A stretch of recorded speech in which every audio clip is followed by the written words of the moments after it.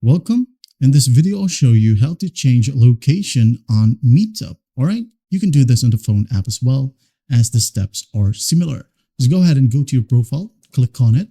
Now in here, just locate settings and click on it. All right, and wait for the website to load.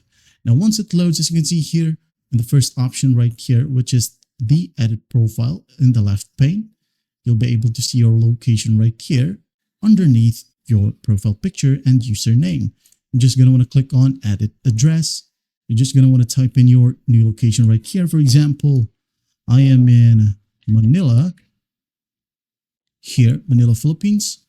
Now in the same page, you can go ahead and put your bio, show meetup groups, enable, show interest, enabled. All right, and once you're done with that, just click on save changes and wait for the website to load. And as you can see here, your profile information has been updated. If you want to check it, just go ahead over to your profile and click on view profile.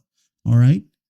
And here, as you can see, underneath your email, you should be able to see it that your location right here has been changed.